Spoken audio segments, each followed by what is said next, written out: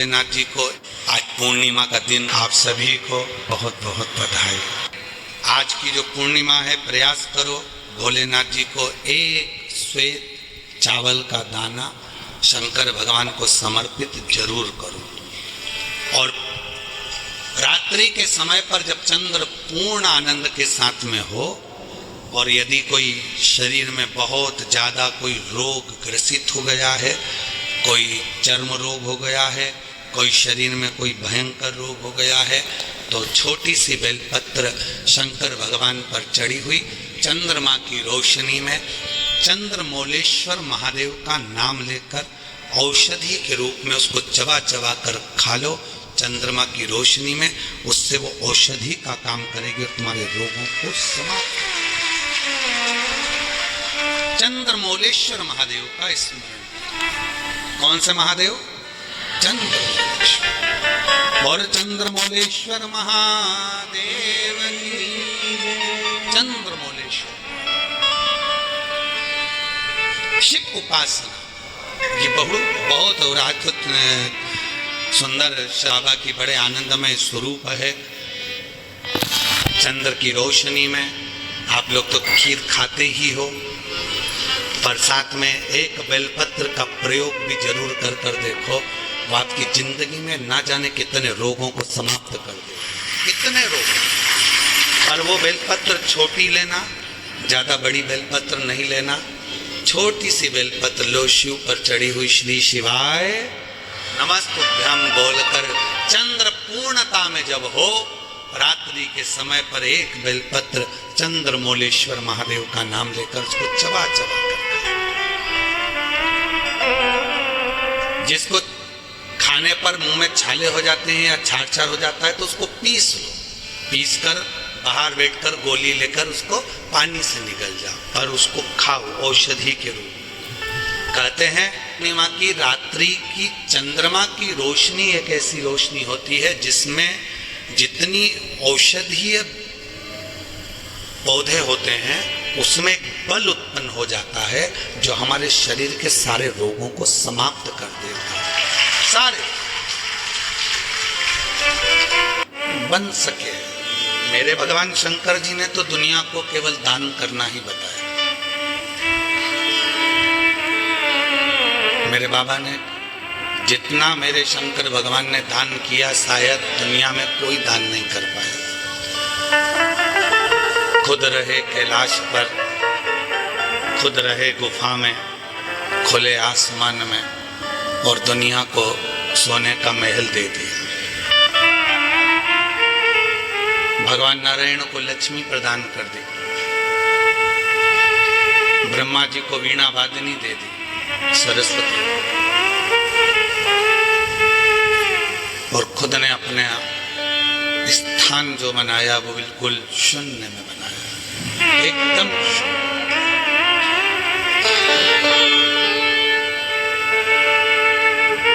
उसने अपने पास कुछ भी नहीं रखा, केवल जनमानस को देना, प्रदान करना, दान करना, ये शिव ने सिखाया, भगवान शंकर ने सिखाया। भगवान विष्णु जी ने तप करा, साधना करी, और तप साधना करी तो उनको अपना सुदर्शन चक्र भी दे दिया। नहीं तो वो सुदर्शन चक्र तो स्वयं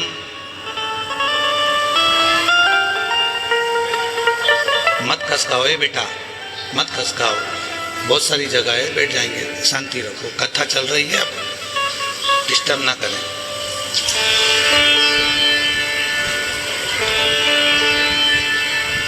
शिव तत्व भगवान शंकर खुद शून्य में रह रहे हैं, खुले में रह रहे हैं, आकाश में रह रहे हैं, कैलाश पर रह रहे हैं। पर भगवान नारायण भी अगर आए और उनने कुछ मांगा तो उनको अपना खुद का सुदर्शन चक्र भगवान विष्णु जी को दे।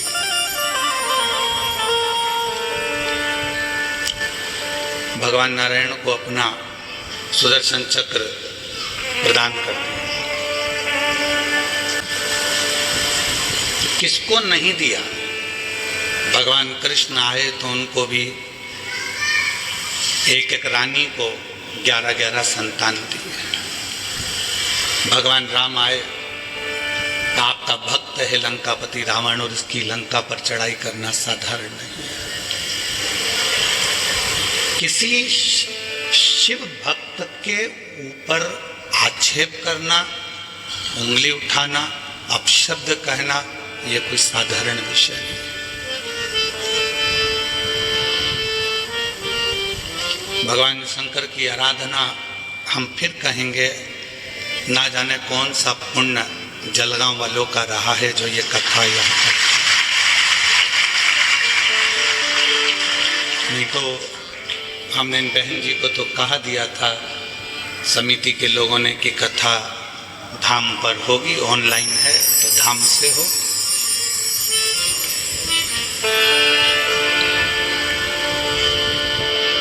धाम से इसलिए कथा को ऑनलाइन करा जाता है या किसी तीर्थ से कि जो आए उसको स्वीकार, जहाँ जगह मिल जाए वहाँ बैठ लो, कथा सुन लो और अपने जीवन को सार्थक कर लो। बाबा से जो मांगना है इसलिए कथा को ऑनलाइन धाम से रखा जाता है या किसी तीर्थ से रखा जाता है। भगवान शिव देना सिखाते हैं और जिस व्यक्ति की जिंदगी में देने की आदत हो जाती है फिर परमात्मा उसको इस लायक बना देता है कि वो दोनों हाथों से लुटाता रहता है।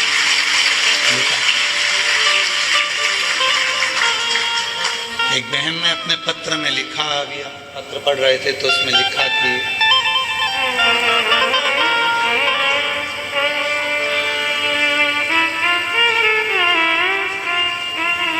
मेरे पिताजी के जाने के बाद मैंने शिव को पिता मान लिया और इतना नहीं था मेरे पास में कि मैं कुछ दे सकूं। संघर्ष का जीवन था, क्या देते, पर किसी ने कहा कि शिव महापुराण की कथा के पंडाल में अगर कोई बैठता है तो उसका मुख झूठा कराना चाहिए, मुख झूठा कराना। वो बहन लिख रही है कि मैंने 40 रुपए की टॉफी खरीदी और 40 रुपए की चॉकलेट खरीदकर मैंने एक बार शिव महापुराण के पंडाल में जाकर बांटी। मुझे क्या मालूम था कि वो 40 कब 40 लाख में बदल जाते हैं, ये अंदाजा नहीं। कब वो दे देता है। मेरा नाम कल्पना दत्तात्रेय चौधरी है, आप ही हैं। साधुवाद आपका प्रथम पत्र है, मैं बुलाऊंगा बाद में आपको बेलपत्र के लिए, बैठिए। मुझे अंदाजा नहीं था कि 40 रुपए की चॉकलेट कब 40 लाख तक पहुंचा देती है, यह मुझे विश्वास नहीं था। दुनिया की दृष्टि में केवल ये शिव महापुराण की कथा है, दुनिया की दृष्टि में केवल एक सियोर वाला महाराज आता है, कथा बाँचता है, चला जाता है। पर आपको अंदाजा जब लगेगा जब कथा सुनने के बाद आप भूमि को नमन कर कर, प्रणाम कर कर, अपने दुखड़े कहकर बाबा से अपनी तकलीफ़ों को सुनाकर उस रज को प्रणाम कर कर जब जाओगे तो 3 महीने में जब बाबा आपकी मनोरथ मुराद पूर्ण कर देगा तो समझ में आएगा कि कथा क्या, ये कथा है क्या, शिव महापुराण की कथा आखिर है क्या, तब समझ में आएगा। इसको समझना किसी के बस की बात नहीं, कौन समझे इसको। पूरा जीवन निकल जाए मनुष्य का, पूरी जिंदगी चली जाए मानव की, तो भी नहीं समझ पाता कि शिव की अविरल भक्ति है क्या। देखिए, परिश्रम पारदर्शिता, प्रेम और पवित्रता, ये 4 चीजें। पहले नंबर पर है परिश्रम।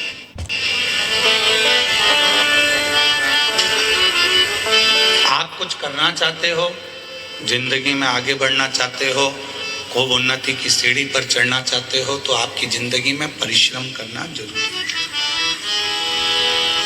दुनिया का कोई महाराज आपकी किस्मत को नहीं बदल सकता, क्योंकि अपनी बटन अपने को लगाना। अपने सिर में दर्द हुआ तो गोली अपने को खाना है। पति के सिर में दर्द होगा तो पत्नी गोली खाएगी तो आराम लगेगा क्या? खांसी चली हमको और हम तुम्हें इशारा कर दें कि खांसो री जी हम खांसो, तो हमारी खांसी बंद हो जाएगी क्या? छींक हमको आ रही है और हम हमारे जीजाओं से कह दें कि तुम छींको, तो वो छींक मान्य होगी क्या? अपना दुख अपने को मिटाना, अपना कष्ट अपने को मिटाना। कोई दुनिया का कोई महाराज ऐसा नहीं है तुम्हारे दुख को मिटा दे। तुम्हारे दुख को तुम्हें स्वयं मिटाना पड़ेगा, परिश्रम कर कर, मेहनत कर कर और भगवान शंकर पर विश्वास कर, शिव पर भरोसा कर, शिव पर विश्वास कर।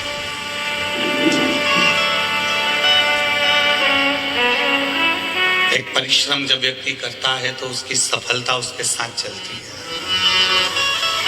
हम बेटा बेटियों से कहते हैं कि तुम क्यों टेंशन लेते हो, एक एग्जाम क्लियर नहीं हुआ, दूसरा होगा, दूसरा नहीं हुआ, तीसरा होगा, तीसरा नहीं हुआ, चौथा होगा, थोड़ा इंतजार तो करो।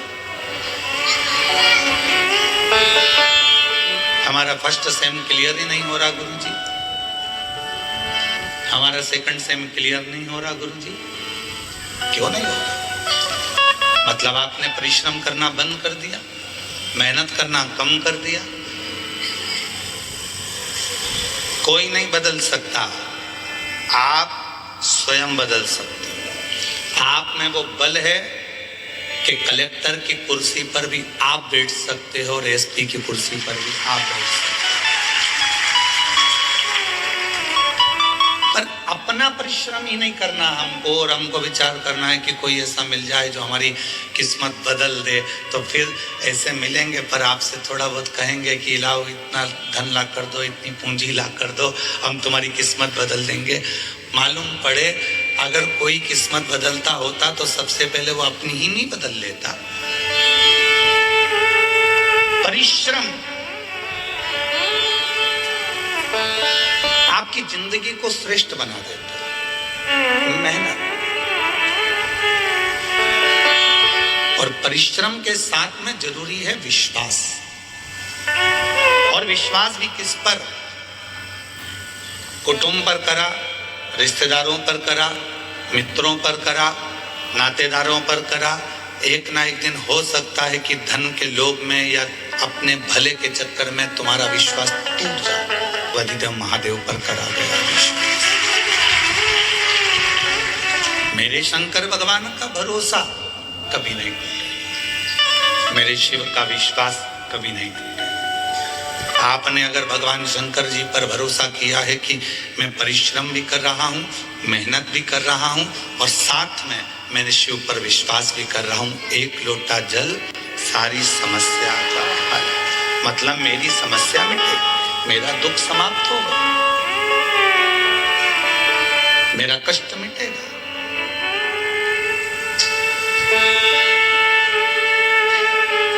अब वो दुख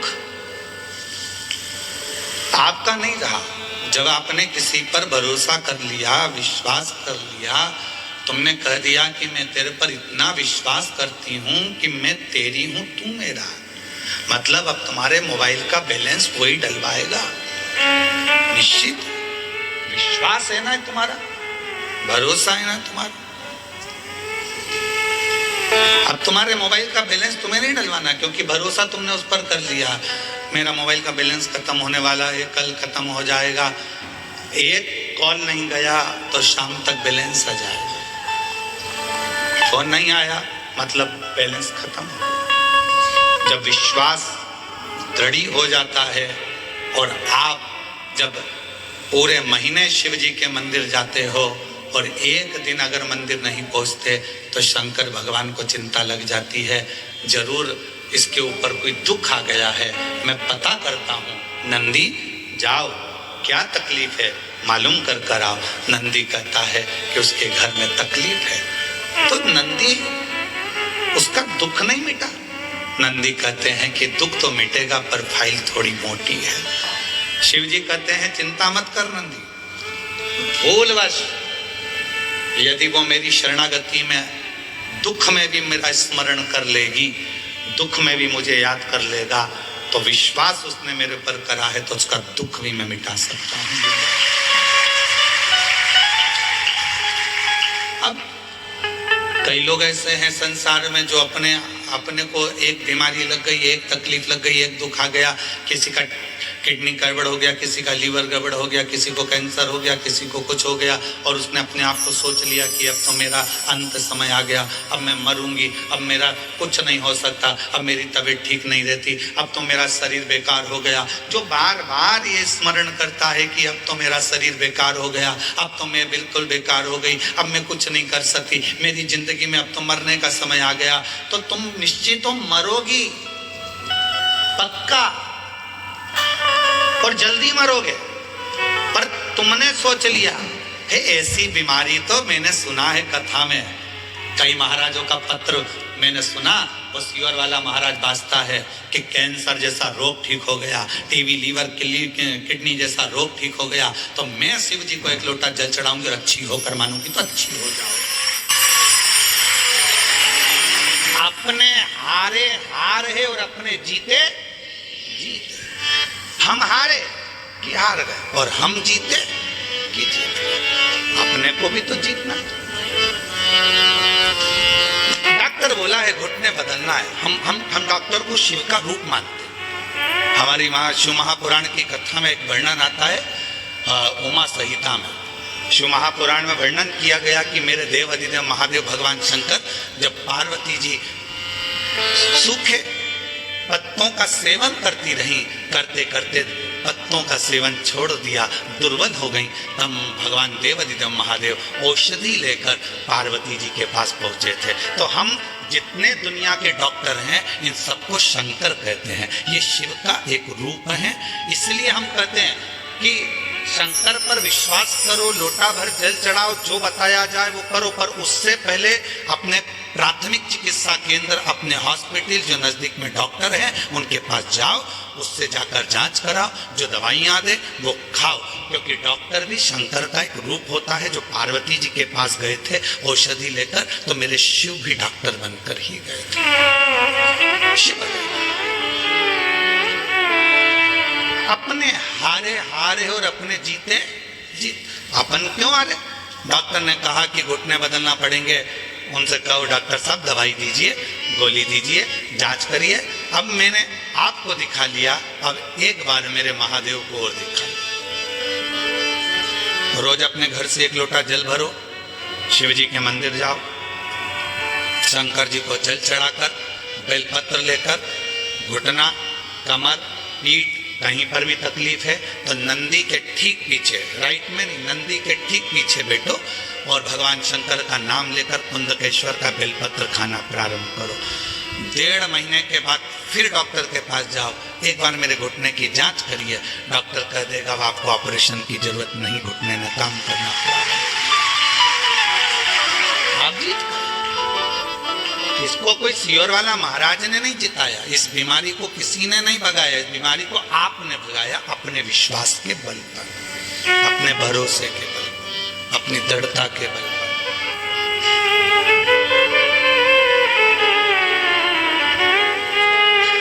और मैं तेरे ही भरोसे बाबा, तेरे हवा विच उड़ती जावांगी बाबा, डोर तो छड़ना कटती जावांगी।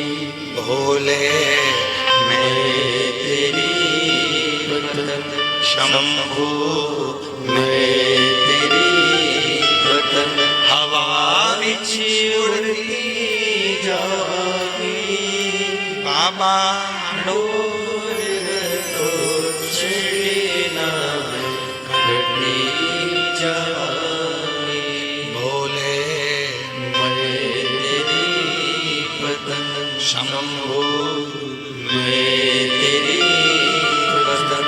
तो कुछ करना है, सफल होना है, परिश्रम करना पड़ेगा। दूसरे नंबर पर समाज के लिए, सोसाइटी के लिए, परिवार के लिए, कुटुंब के लिए अगर कुछ करना है तो उसमें पारदर्शिता रखना पड़ेगा। पारदर्शिता समझते हो? कभी एक माँ कभी अपने किसी बहू से सामने या अपनी बेटी से ये ना कहे कि मुझे बड़ी बहू अच्छी लगी कि छोटी बहू अच्छी लगी, मेरा बड़ा बेटा ज्यादा अच्छा है कि छोटा बेटा ज्यादा अच्छा है। कभी माँ अपने मुख से ना कहे, कभी माँ अपने मुख से ये ना कहे कि मेरी बड़ी बहू अच्छी है कि छोटी बहू अच्छी है। क्यों? बुढ़ापा आते आते गेंद किसी भी पाले में जा सकती है, किसी से भी पाला पड़ सकता है। आपकी पारदर्शिता एक जैसी होना चाहिए। मेरी बड़ी बहू भी बहुत अच्छी है, छोटी भी बहुत अच्छी है, मेरा बड़ा बेटा भी बहुत संभालता है, छोटा भी बहुत संभालता है। मेरी बड़ी बहू हो सकता है थोड़ा भोजन बनाने में उसका ध्यान नहीं जाए, परंतु बाकी के काम वो कर लेती। मेरी छोटी बहू बाकी के काम में ध्यान ना जाए पर भोजन अच्छा बना लेती। पारदर्शिता बराबर रखी। समाज में, परिवार में, कुटुंब में, रिश्तों में पारदर्शिता होना चाहिए। एकदम आमने सामने देखे, कुछ छुपे ना। बहू अपने भीतर बातों को छुपाती छुपाती छुपाती छुपाती, कितना सुंदर कहा शिव महापुराण में, काशी में नंदन वन में माता पार्वती जी ने शिव जी से 2 वर मांगे थे और माँ जगत जननी जगदम्बा ने भगवान शंकर से 2 वर मांगे थे। पहला वर था कि काशी में जो मरेगा उसको गुरु मंत्र आपको देना पड़ेगा। पार्वती जी, शिव जी ने कहा मैं और गुरु मंत्र? हाँ, वचन दे दिया, ठीक है। पार्वती जी ने कहा कि मुझे कैसे मालूम पड़ेगा कि काशी में मरने वाले को गुरु मंत्र दिया? भगवान शंकर कहने लगे काशी में गुरु मंत्र देकर उसके कान को थोड़ा सा टेढ़ा कर दूंगा, तुझे दिख जाएगा कि मैंने गुरु मंत्र दिया है। इसलिए काशी में मरने वाले को भगवान त्र्यंबक मंत्र प्रदान कर कर कर्ण को थोड़ा सा टेढ़ा कर देते हैं। दूसरा वर, पार्वती जी कहती है मुझे दूसरा वर दीजिए, जिस पति पत्नी में आपस में झगड़ा हो उसमें प्रेम बहुत बढ़े, ये वर मुझे प्रदान कर दीजिए। जिस पति पत्नी का झगड़ा नहीं होता उसका झगड़ा अदालत पहुंच जाता है, और जिस पति पत्नी का झगड़ा होता है वो वहीं पर सिलट जाता है, वही समाप्त हो जाता है। उसने अपने मन का गुबान निकाल दिया, अपशब्द बोल दिया, ताने दे दिया। एक पत्नी ने पति से कहा लड़ाई में झगड़े में, अरे तुम तो ऐसे हो, तुम तो वैसे हो, तुम तो जानवर हो। इतने में पति ने कह दिया तू बिल्कुल सत्य कर रही है, तू मेरी जान और मैं तेरा वर। इसमें गलत क्या होगा? सब श्रेष्ठ हो। तो जहां झगड़ा हुआ वहां मन के गुब्बार निकल गए, जहां झगड़ा हुआ वहां मन का मेल निकल गया। तुम देखना जिस सास बहू में, देवरानी जेठानी में, भाई भाई में झगड़ा हो जाता है और झगड़ा होने के बाद जब शांति होती है तो दोनों में इतना प्रेम बढ़ जाता है कि वापस में जा भैया को जरा चाय दिया, बहू कहती है जा मम्मी जी को चाय दिया, सास कहती है वो तेरी जेठानी नहीं आई जा उसको चाय दिया। प्रेम बढ़ रहा है, मतलब गुब्बार खत्म।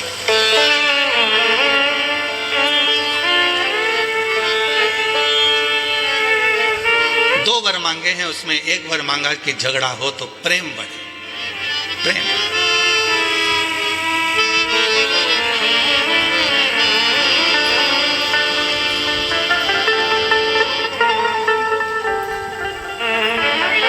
एक सहज भाषा में हमारे यहाँ ब्रजभाषा में लोग गाते हैं ना, और तेरे बिना शाम लगे ना मोरी गैया, तेरे बिना शाम